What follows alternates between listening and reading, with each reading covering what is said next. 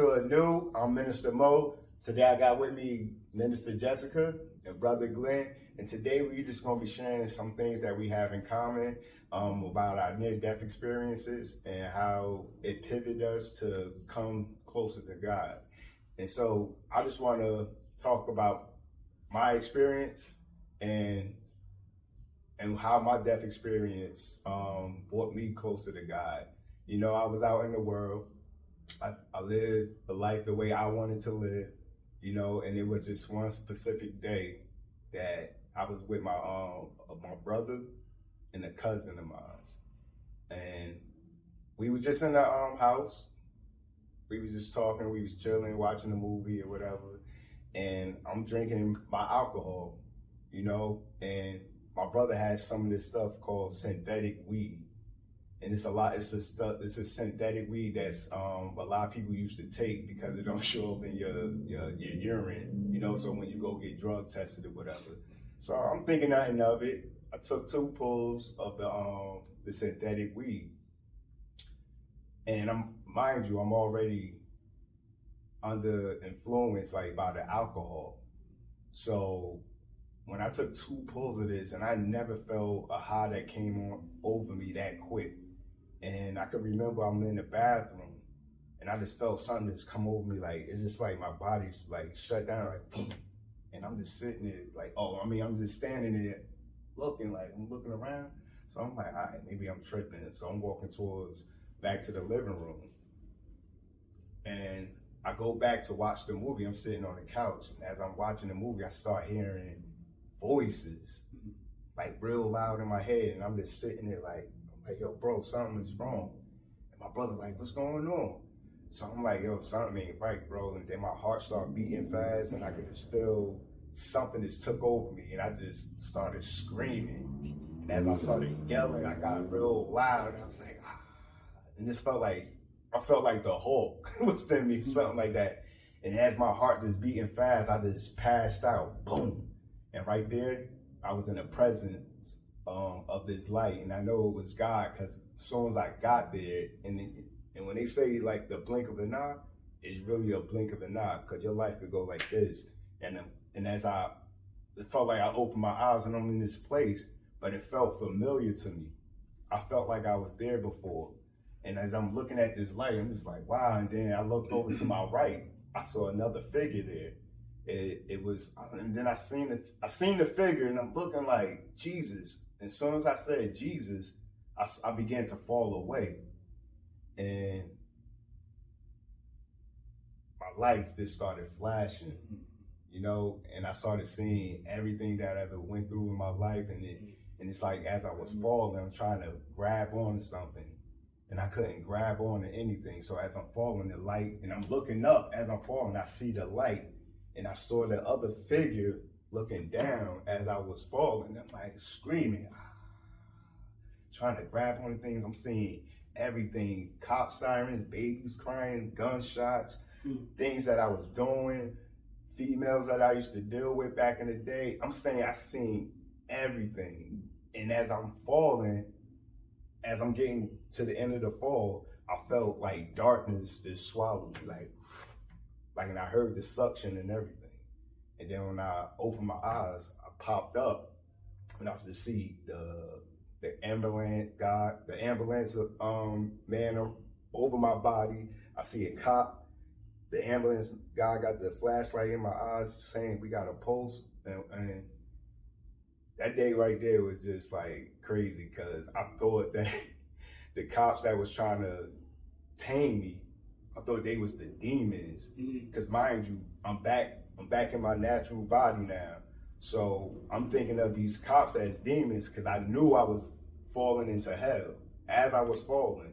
And once that darkness grabbed me, so I'm thinking, so now my mind's still on that K2, like I'm still under that influence. So I'm waking up so I'm fighting them, throwing them all over the house and everything. Took them, I don't know how long it took them to really tame me. But I just remember that day, and I could just hear as I'm fighting the cops, and it's like some calmness came over me because I was looking around for that light. So I think my spirit was still, what's the word? Like, it's like I was still in tune, like I was still like in the spirit, like, you get what I'm saying? So I was just kept looking for this light. So every light I looked, and I kept hearing a voice, a still small voice kept saying, not yet. Cause it's like, I wanted to go back. It sounds crazy, but I wanted to go back. I didn't want to come back. I was like, no. And I kept hearing like, not yet, not yet. Like, you gotta be here for your, she was my girlfriend at the time, but he was saying my wife. So it's like, he knew maybe we was gonna get married sooner or later. So like, and my son too. And what calmed me down was my son's voice when he was like, oh, my daddy's dead, my daddy's dead. And I was like, that thing right there just made me stop, like, hold on. You get what I'm saying? And I kept hearing that voice, not yet. So that was my experience. And so I'm not just to jump in, I know Minister Mo was leading it, but what would you say was the pivotal point for you in that? Like, how did that change the trajectory of your life? What would you say was the changing point after that? And that right there, I already knew, like, cause even in the hospital, I was just talking to my brother. I was looking at him like, yo, everything moms used to say about God, I think true. And he didn't like really took in what I was trying to say. Like, he was like, yeah, I hear you. But it's just like right there, that was the change for me. And since then, man, I just felt something spiritually about me. Like, I had anxiety problems, you know, and I felt like the anxiety was really pushed me to God because I got tired of feeling like that. And I started, you know, one day I went to my mother's house. She was like, child, she was trying to get my son to go to church. But I know how my mother is sometimes. She'd say, oh, you want to go to church, Joshua? And I'm like, nah, she's trying to invite us like to go. So I was like, nah, I'm gonna go with you. I'm gonna go tomorrow, Mom. And then that day, man, when I went to the church, it just felt like the pastor was just preaching to me the whole time. He was talking about pride and everything. I was like, no, I need to get my life together. And it was just like, when he made the altar call, like, I was just standing there. I was just standing there behind my seat, everybody standing up. And as I'm standing there, I just felt a pull. I didn't understand. I'm like, oh, I'm feeling like this. I felt like I wanted to leave, but it was like something just pushed me out into the walkway, whatever. And as I'm walking, I'm all nervous. I'm like, oh my God, I'm like, what I'm doing? Like, then when I went up there, I could just feel the presence of God up there. And it felt like welcoming. You know what I'm saying? That same kind of feeling, but not exactly what I felt when I had was in the presence of God during my death experience. So when I felt that, I was like it's like he would just welcome me to the family or something like that. And when the pastor put his hands over my head like this, I felt like I just melted. Like, I would start crying. I'm gonna be like, I'm just letting it all out. You know, I was like a baby that day. And I feel like that was the day that I changed, you know, and what made me want to know more about God. So I know you didn't say a whole bunch of words, but just to condense it, like, I at least heard you say that it put you on the path of finding God, right? And I feel like indirectly I was connected to your story because that too made me go along this path with you. So we'll just segue. My situation, it's not so detailed. It's just the natural, I was having my last child. This wasn't my first cesarean. I kind of was familiar with this. We were warned about all complications and possibilities that could have happened, and everything that could have happened. I mean, and even the whole stay in the hospital was a journey in itself. The people that I interacted with, the people I came in contact with, that whole experience in itself lets you know, even when you're going through something, God still has you in an assignment. Because I was in my hospital bed remembering speaking to people, and then the shift would change and people would come in my room and speak into my life. So it was an exchange going on in there. And it was really surreal because for me, I know y'all said we didn't get to yours yet, but for me, dying, or it to only feel like I was going to sleep and I was tired and cold, it will always stay with me, and it will always be humbling to know that life is literally but a vapor.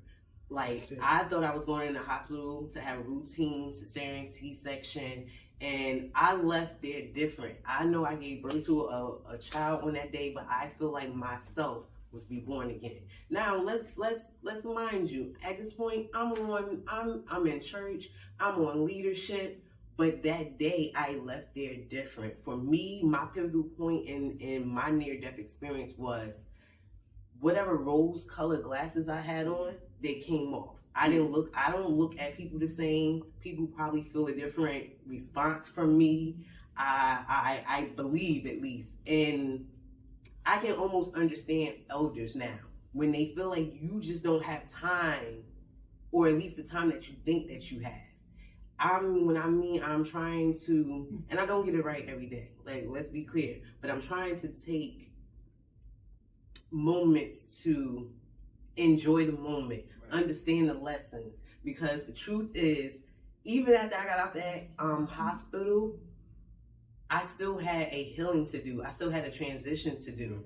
And if I'm not mistaken, me and you were in the hospital not close in proximity. So if you want to go and tell you, I believe you were January and I had him in April. Right. So it was the same year. So give us a little snippet of. Oh, wow.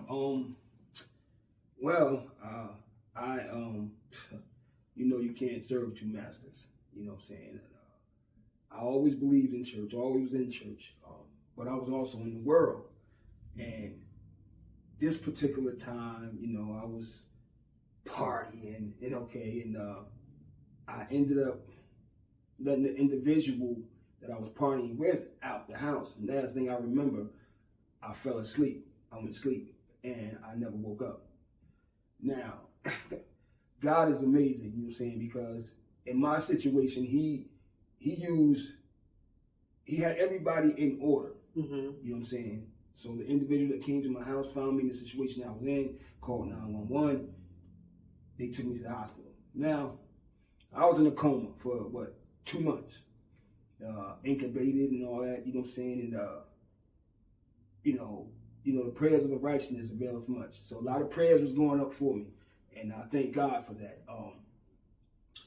But I do know that, when they was trying to convince my mother and my siblings to pull the plug, God said no, not him. He spoke to death, and he told death no, and next thing you know, I opened my eyes. Actually, let me just tell you this. My brother came in the room and said, he called me by my name. He said, Everett, open your eyes. And I opened my eyes. So, and then now, you know what I'm saying, like, a lot of people on the floor, they was, it's a miracle, this and that third. But I will say this, my pivotal point in the situation was to go in with the Lord all the way. Because, as I said before, and I will continue to say, I was dead, but now I'm alive. So it changed my whole perspective on serving the Lord. He's not to be mocked. He's not to be played with. You know what I'm saying? He's not to be take granted. You know what I'm saying? Don't take him for granted. None of that. You know what I'm saying? So now I live a life for him. I live a life of being sober, clean, you know what I'm saying? And, I never knew, God knows I never knew that this life is so fun. Yeah. I didn't need alcohol. I didn't need drugs. I didn't need the worldly people. You know what I'm saying? All I needed was him, the Lord. That's all I needed, you know what I'm saying? And it's just so awesome, and I won't go back for nothing or nobody. Because it's not worth it. You're saying, what, for a moment's worth of pleasure? Yeah. That's it. You know what I'm saying? That's all you got receiving. And it's over. Now you're back to the same old thing. Where's the next fix? Where's the next this and that and third? You know what I'm saying? So it's not a life for me. I thank the Lord for bringing me out of it, because he could have left me right there and said, come on. Yeah. Come on. And it would have been over. And because the truth is, right, it happens all the time. All the time. We hear stories where people don't make it. And I was on the outside of your experience, meaning like I was one of the people praying, and I really felt like the Lord was like, this is your time. Like, you need to take heed to this. I've never told you that, but we're here having this open conversation, but I really felt that. Yes. And I do feel like I feel like because of how long you were there, yes. the Lord had you in that place because he wanted to know he wanted you to know when you opened your eyes, it was him. Absolutely. Do you believe that? Absolutely. Okay, Yeah. I just wanted, I never asked you, but I had always had that feeling that he had, because it was, I mean, you were in there a while. Yeah, absolutely. And then we didn't see you for a while afterwards. So I knew, like, I was like, I feel like the Lord was like, he gonna want you to know that it was you and him. And I only say that after, like I told you, April had me coming at, the Lord wanted me to know it was me and him. And because you would think like, well, I didn't feel like I was doing anything wrong. However, not doing anything wrong and still not walking in your purpose is just as bad. It's just as bad. You get what I'm saying? Yeah, absolutely. Because just to be in a place, to say that you're in a place, but you're not walking in purpose, you're just holding space. You get what I'm saying? Yes. And it was almost like God's way of letting me know he's not playing with me. And I feel like that's why, and I almost kind of, I don't walk around with an apology now, but I'm like, when I tell people, I don't mean to be abrasive now. I don't mean to come to harm, but it's like this fire in me. And I feel like I had this little joke going, the baby's 3 now. So every time his birthday come around, I'm like, it's our birthday. I'm like, he's whatever age, but I'm 3 years new. You know what I'm saying? Yeah, right. Because it has. And then for Minister Maurice, I also was on the outside of your experience. And I feel like your near-death experience gave me life in a way. Not that I didn't know. It made me start coming back to church. I'm going to say it like that. Like, I knew God. We weren't quite in a relationship yet. But you know what I mean? But we were getting there. And I feel like your near-death experience had to give life to somebody else. Because, I do have to look back at that. Like, and it all comes full circle. And it's crazy because if we really think about it, like we all met kind of in the same place. Absolutely. Well, at least I met. Yeah, we did. The same church, right? Yeah. So just that in itself, y'all, like that just lets us know how how connection is so important. Oh yeah, absolutely. No, I just wanted to throw in that, like when Minister Mo was explaining about his near-death experience, and he was telling what he felt and what he seen. See, I didn't see any light or nothing like that. All I saw was darkness. Okay. That's all I saw was darkness. I didn't see no angel or nothing like that. I just saw darkness, and I knew I didn't want to be there. Okay. So, and I truly believe this. I truly believe my spirit and God had a conversation. It had to happen. It had to happen. And I believe that. Well, I know he resurrected me. And I had to come on back with a different outlook. And I will add this, it's funny because I'm going to use the word the doctor. He had the answer for me to survive. Okay.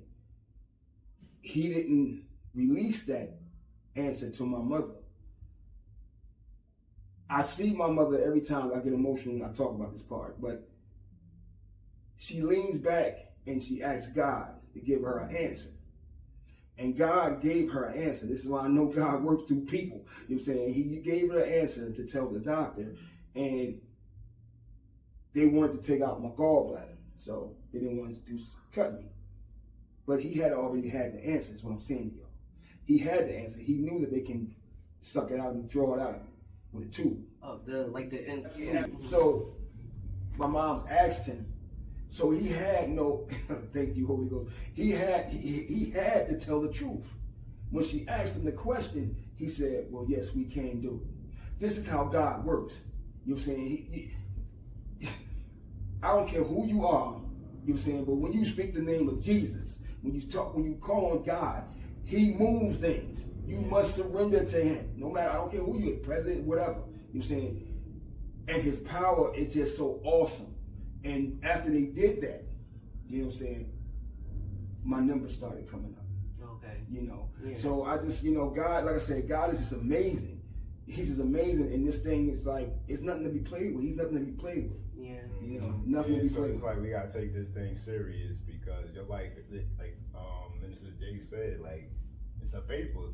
It's a vapor. Yeah, Absolutely. 1 minute, next minute you gone. Absolutely. And I just think this should be a wake up call for us and a lot of people that's out there because Absolutely. you really not promised tomorrow. Absolutely. So, like, you really gotta take your day step by step, day by day.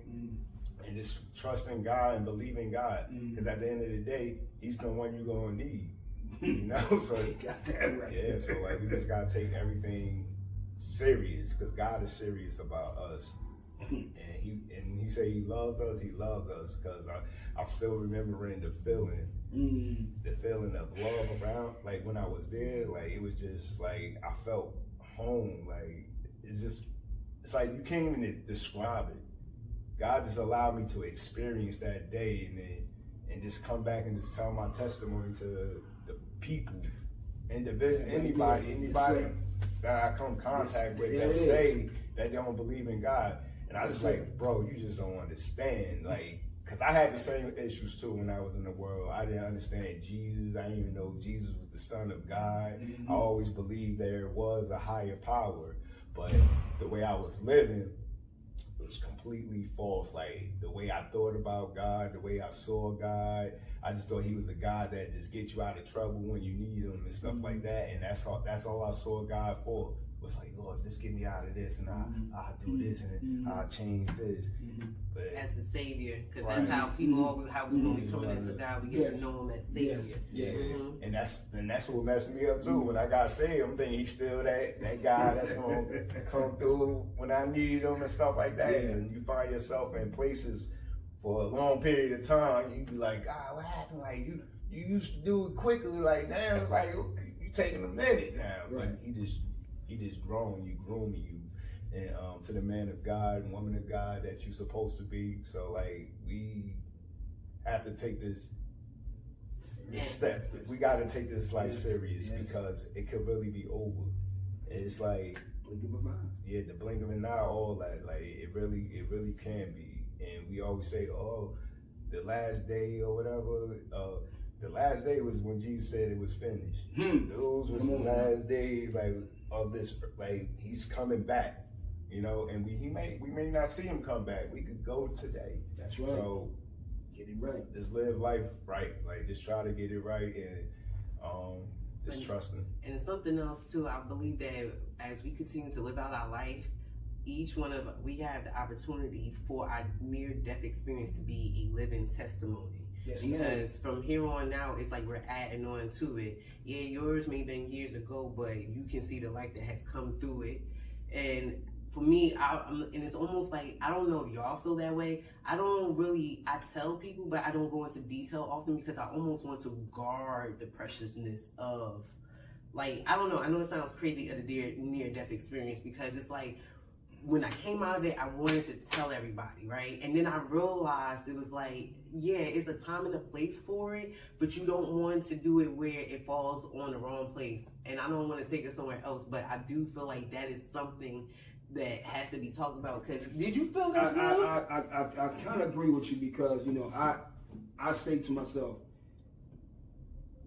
whoever come in contact with me, and God tell my story, then I'm telling my story. Yeah, that's different. But I'm talking about that zeal when you first get out. Because I was like, yo, do you know? I didn't have